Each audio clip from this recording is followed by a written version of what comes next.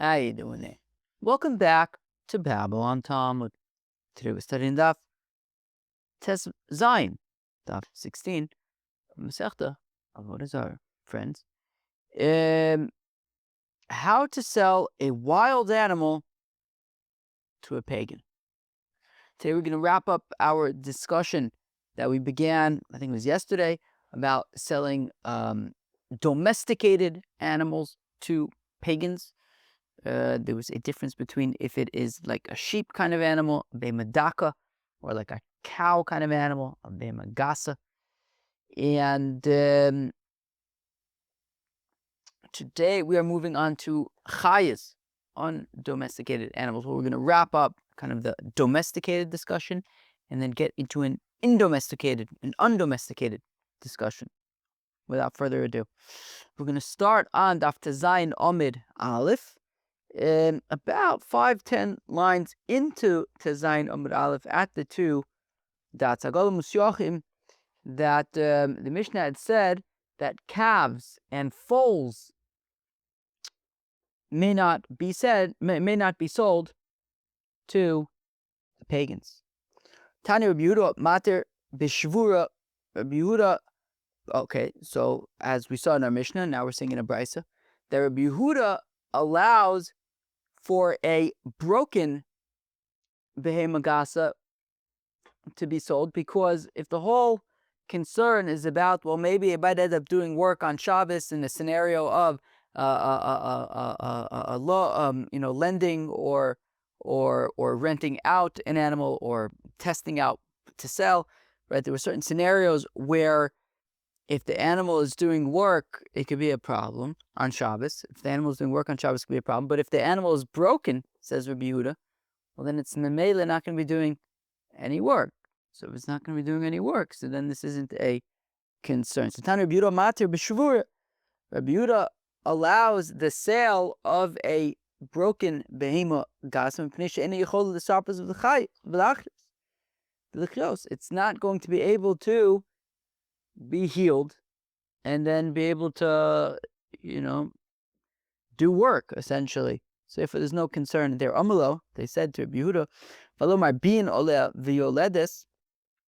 Yeah, but there's a concern that nonetheless it might be kept around in order to make babies, and then people will see that, and it could set an incorrect precedent. Meaning if people see that, this is Shimon's cow that was sold to this Ovid Kochavim, and it's broken, but nonetheless they see, oh wow, Shimon's cow is by the Ovid Kochavim, and they're going to say, oh, I guess you're allowed to sell cows to Ovid Kochavims. But the fact of the matter is it was broken, but it's only for like breeding, but then they won't realize that. So Rabbi Yehuda says, look, if the cow's broken, it can't be used for work. So what's the problem? You could sell it to Ovid Kochavim. Well, the Rabbanan would respond that the problem is that, well, they might use the cow for breeding. And if they use the cow for breeding, it's going to stick around. And then people might see it and get the wrong idea. So exactly. And since they are going to use the cow for breeding, so then they'll keep it around for breeding. But then people are going to see it and they're going to get the wrong idea and think that you can actually sell cows, etc. Rabbi Yehuda says, okay, let's worry about it when it happens. Meaning, right, this Amalam Kabel Zachar. We're talking about animals that are broken, that they're weak, that they can't work, and they also can't handle being mounted by a bull. I imagine that's a intense experience. So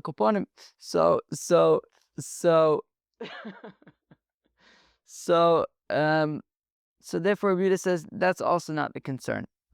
Right. So you're not going to work with it. It's not going to be for breeding, and some it's going to be a chow cow, and it's permitted according to Rabbi Yehuda. Okay, where are we? Here we are. Ben Beseira matir b'sus.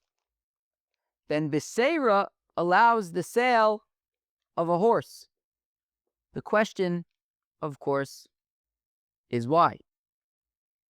For the horse, of course. Tana ben Beseira Mati Besus. Then Beseira permits a Yid to sell a horse to an Oved Kochavim. Mipnei, because because what are you going to do with a horse? Ben Beseira is assuming, what are you going to do with a horse? You're going to ride it. Riding a horse on Shabbos, if you remember from way back when masechta Shabbos, this is probably like mamish. I'd say this was mamish 5 years ago. Masechta, like I think we probably learned this halacha like mamish 5 years ago. Does it come up masechta Shabbos? Shabbos daf tzadi daled. We were learning daf tzadi daled right after Shavuos 5 years ago. So pretty much 5 years ago. I wonder if on this very date 5 years ago we were learning about this. Nah, because I think I'm thinking this later on. But I'll call upon him. So Ben Beseira is matir bisos because he says, look, at the end of the day, what are you going to do with the horse? You're going to ride it. And riding a horse on Shabbos is memela only a shvus. It's only midrabanan. So he says, you could sell a horse to an Oved Kochavim, and this whole concern about maybe he's going to ride it on Shabbos. And he's not super concerned. Okay. Where are we? Rebbe also. But Rebbe disagrees with Ben Beseira. And he says, Rebbe says, no, you can't. A Yid cannot sell a horse to an Oved Kochavim for two reasons. Echad, number one, Mishum Teras Klezayin, because it can be used as a weapon. We learned that you can't sell weapons to Oved Kochavim, and a horse can be a weapon. Let's go weiter for a second. Ve'echad Mishum Teras Behemagasa. And secondly, because of it's a behemagasa, it can do work.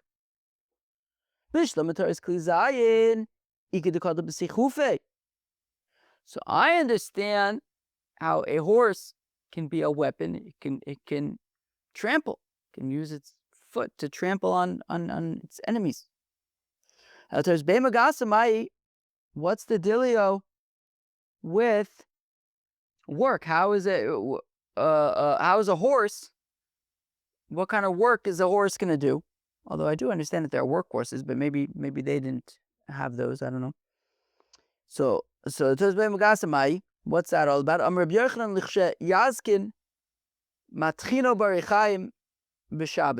Well, when it gets old, you can use it in the mill, and that might happen on Shabbos. And Rabbi Yochanan says the halacha is taka like Ben Beseira that a horse is mutter to be sold. Exciting times.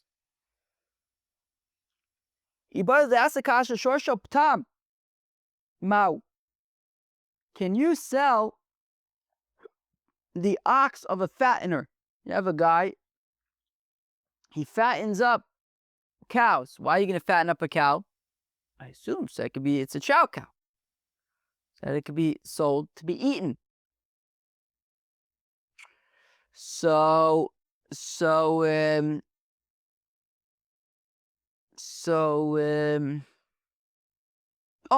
the shot. The shot is you have this cow that's like mamish breeded. It's like raised to be a chow cow. So can a Yid sell that to an Oved Kochavim? Because mistama, a fattened up cow is going to be slaughtered and eaten, and there isn't this concern about the work. It's a chow cow. So where are we? So Yibayah the Shor Shal P'tar Ma'u Tibayah the Rabbi Yehuda Tibayah the Rabbanan. This is a shaila both according to Rabbi Yehuda as well as according to the rabbis. Although it's interesting because we did have a discussion yesterday about if we could say that it's going to be a chow cow, then it should be okay, right? Rav Huna had sold a cow to Oved Kochavim. He said it's a chow cow. Here it's mom. It should be a chow cow. But anyways, okay. Okay. Put that in the back of our minds. So Tibayah the Rabbi Yehuda, Tibayah the Rabban, Tibayah the Rabbi Yehuda. So it's a shaila according to Rabbi Yehuda, because what did Rabbi Yehuda say? Rabbi Yehuda was matir b'shvura, but if the animal is broken, it's allowed. So ad kan lo kashari Rabbi Yehuda ela b'shvura de lo asi l'chla malacha. I could argue that according to Rabbi Yehuda, he says that a behemagasa that is broken can be sold, because it's broken. I mean, you're not going to do any work with it. You're not going to do work with it. It's broken. It's incapable of doing work. And it never will be. But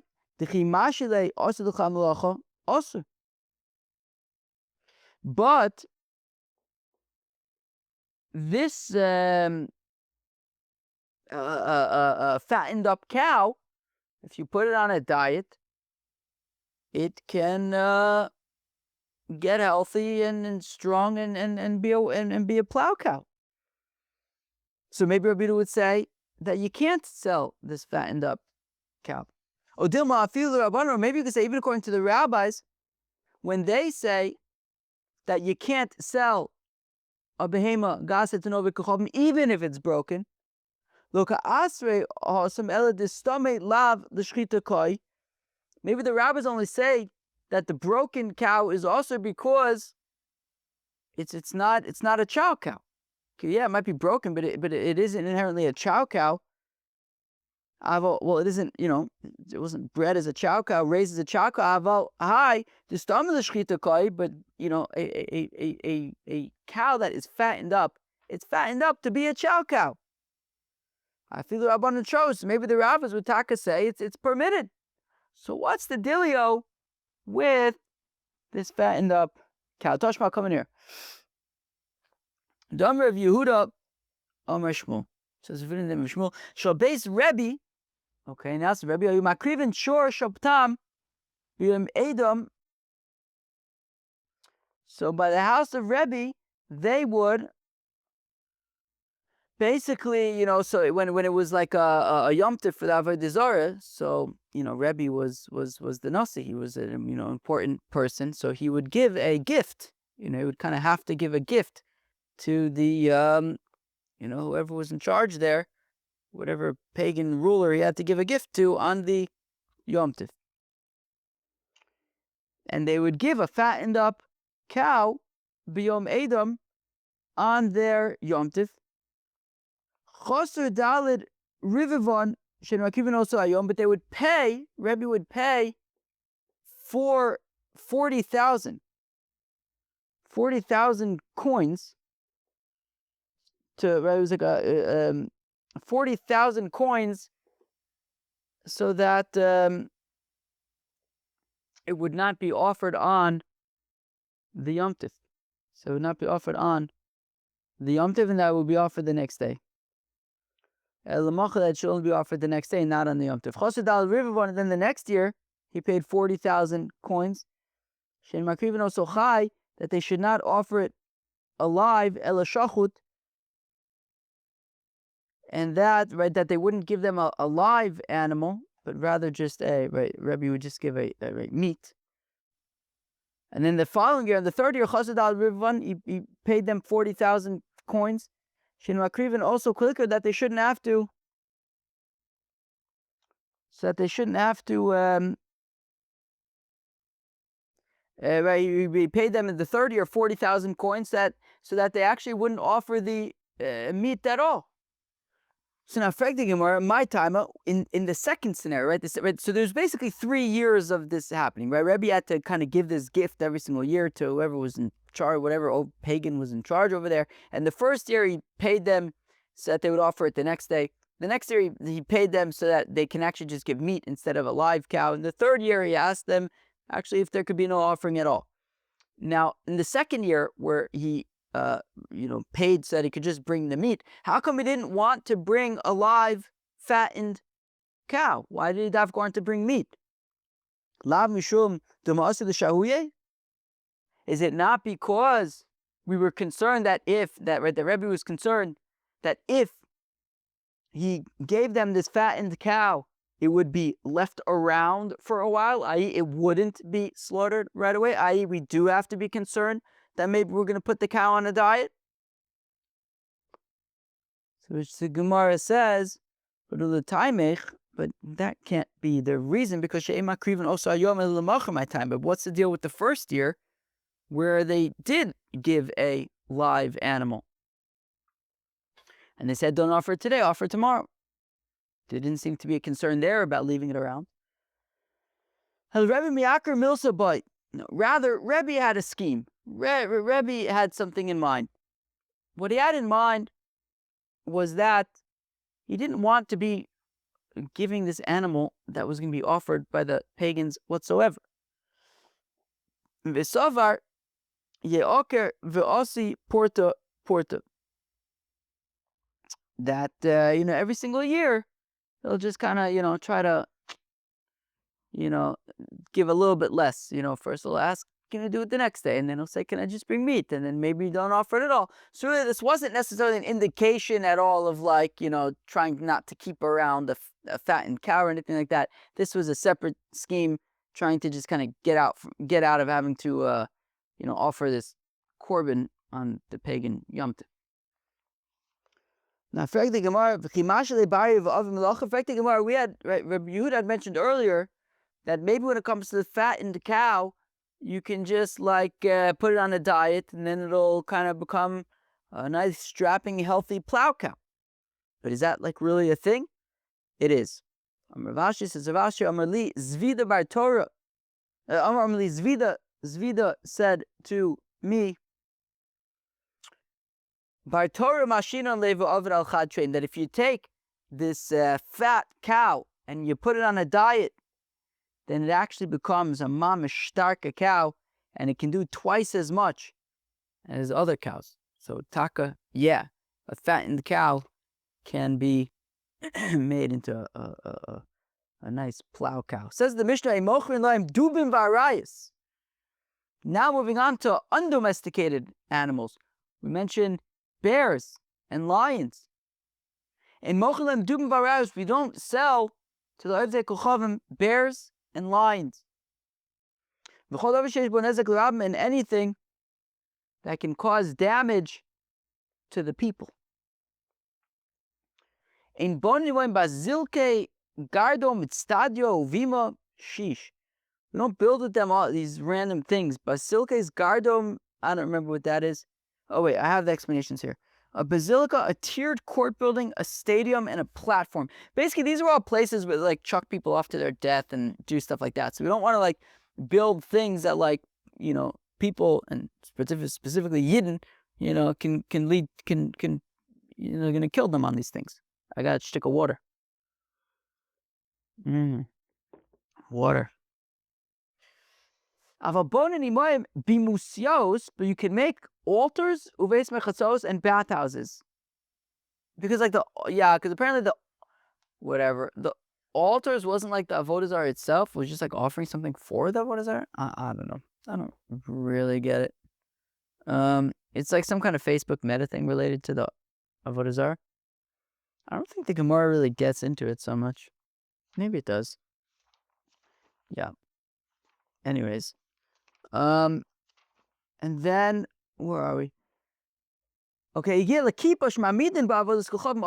once you get, I guess, the top where they would actually put the Avodah Zarah on it, well, then that's a problem. Yeah, you don't want to build that. Okay. Says the Gemara, Amar Rav Chanan bar Rav Chizda. Says Rav Chanan bar Rav Chizda. Amar Amar Rav Chanan bar Rava. Some taka say it's Rav Chanan bar Rava. Amar Ra, in the name of Rab. Chayagasa. Arei kibei madaka the firkus of alol mechira. Okay, so a chayagasa, a big chaya.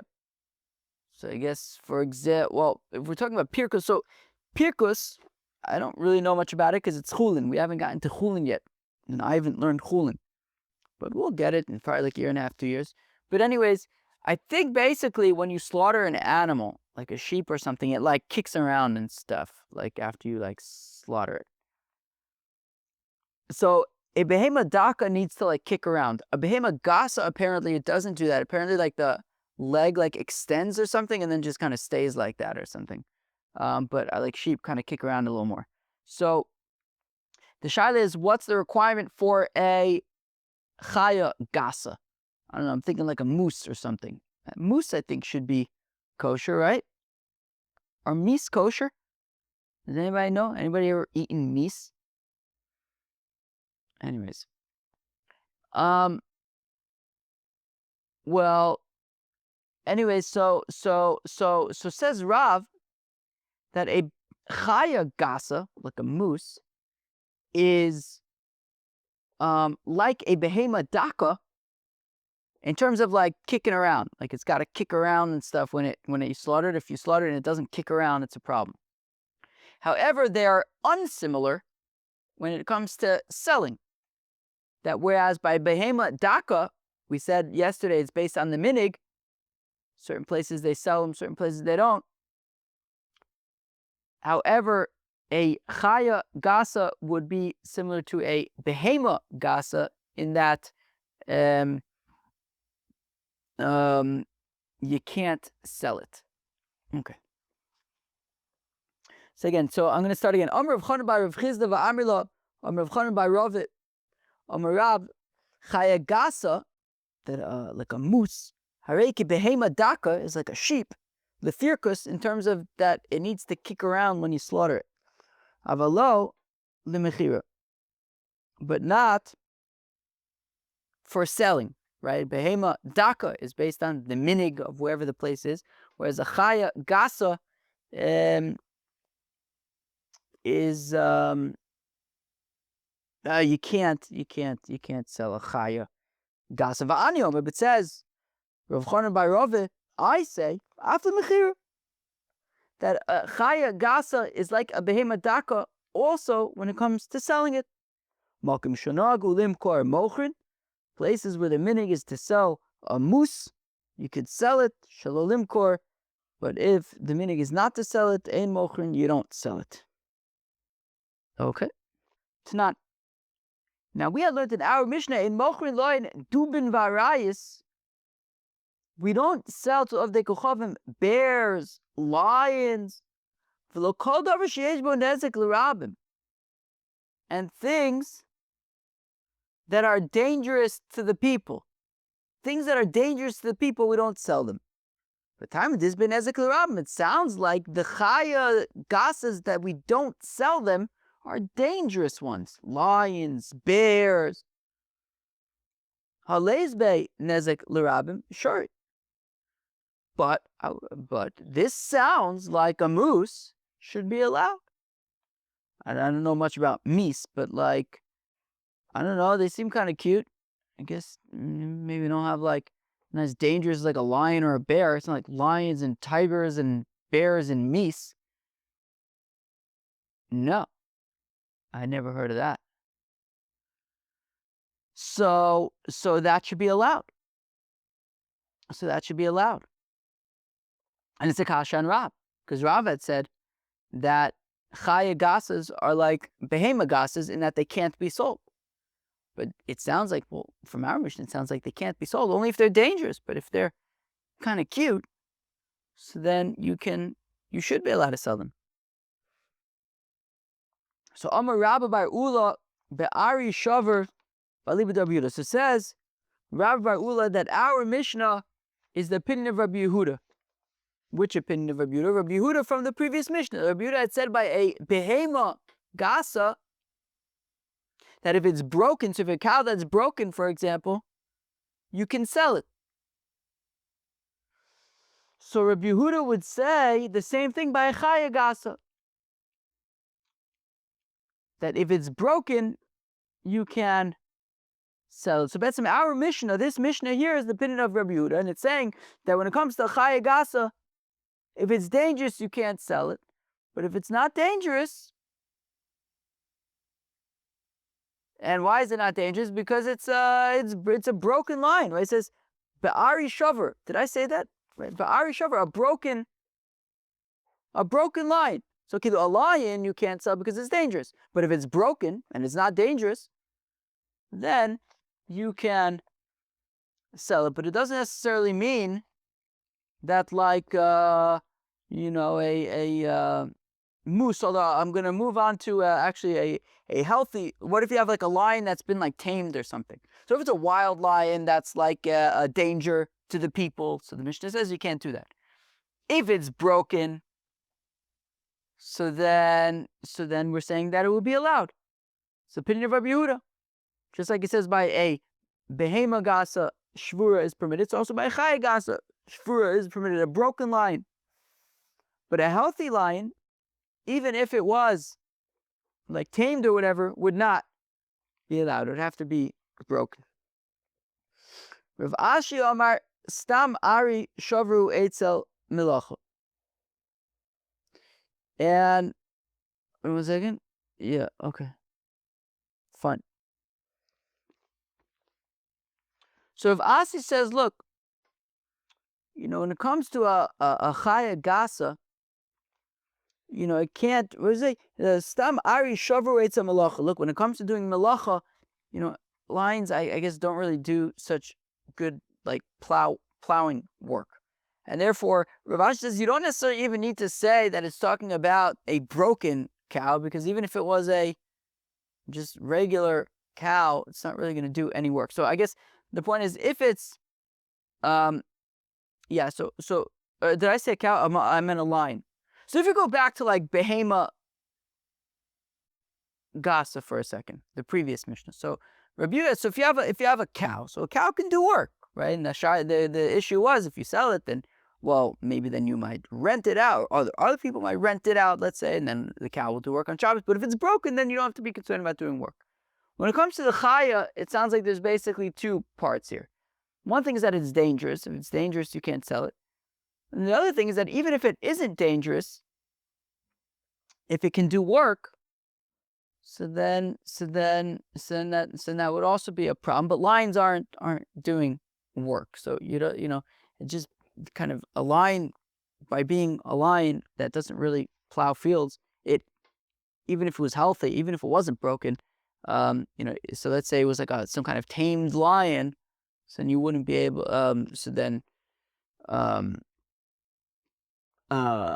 it would be considered broken anyways. What are you going to do with a tamed lion? Can't plow your fields.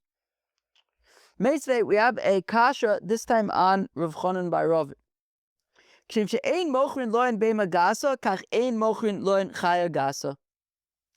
brayso that says that just like we do not sell them behema gasas, we also don't sell them chaya gasas. And even in places where the minhag is by behema daka to sell them, chaya gasa ein mochin lohen, we do not sell them chaya gasas. Tufta de Rav Chonon bar Rava tufta.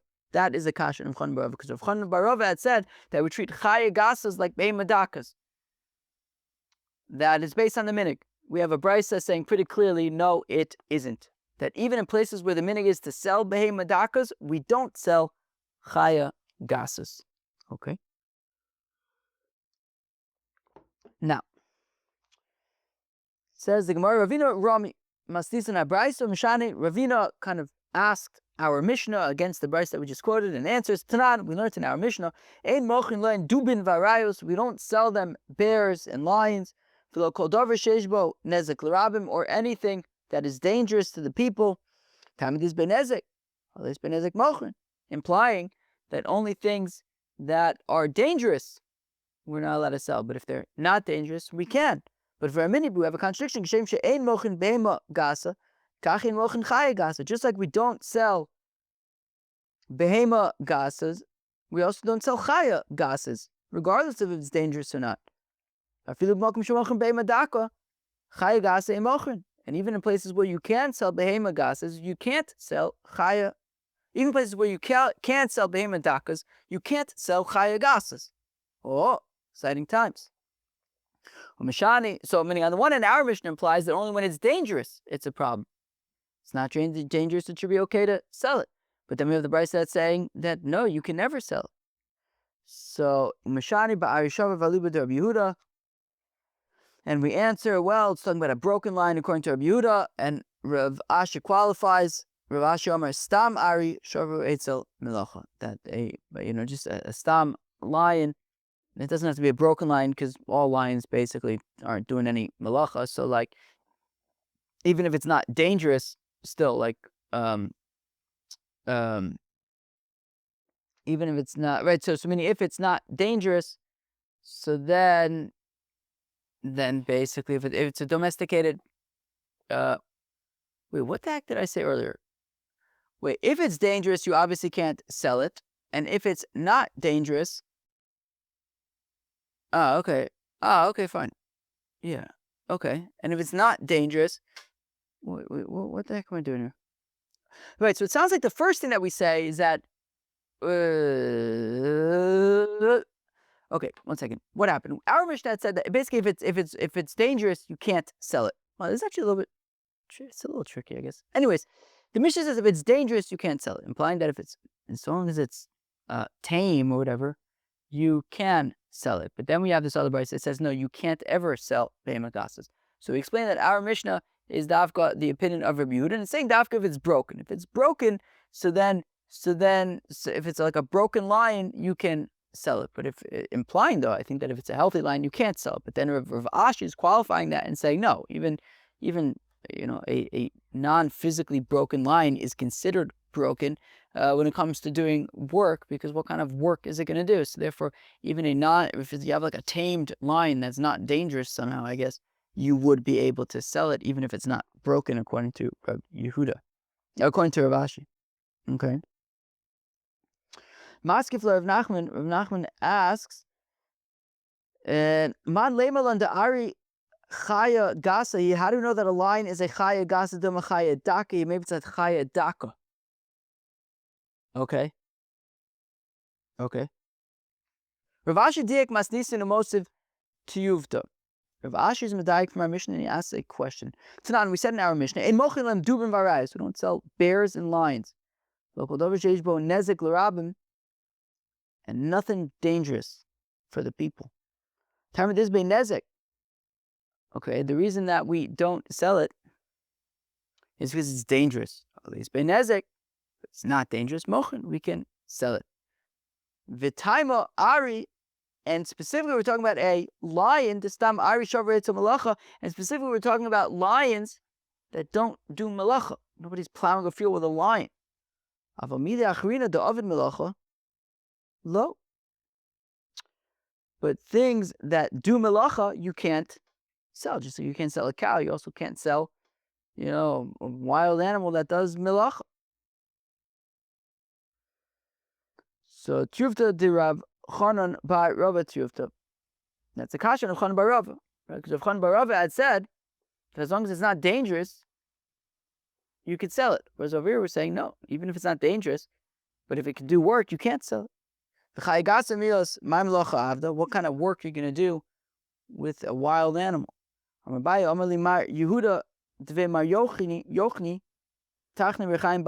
wild donkeys, they can like pull the millstone with a wild donkey, so you can do that kind of work with it.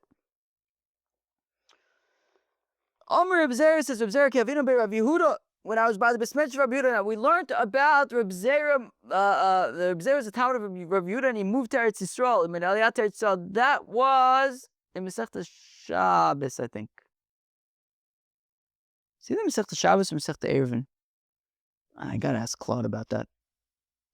Omar Lon Gemire. So Omar Reb Zera said, Yavinon be Rav Yehuda. When we were by Rav Yehuda, Omar Lon, he said to us, Gemire Minoi, learn from me Hamilsa this thing, the Migav Rabbi Shmili, that I heard it from a great person. For Loyadani Merav O Mi Shmuel. And I think it says Reb Zera that look, Rav Yehuda was a Talmud of both Rab and Shmuel. So Reb Zera wasn't sure if Rav Yehuda was saying this from Rab or from Shmuel. And what he said was Chaya Gasa, this big wild animal.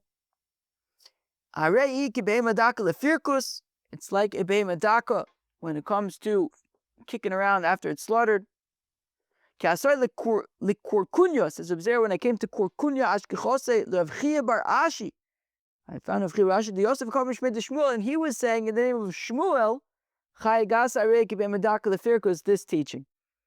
I mean, Ishmamina Mishmuel, Mishmed de Shmuel, Itmar. So Reb Zera says, I have my answer.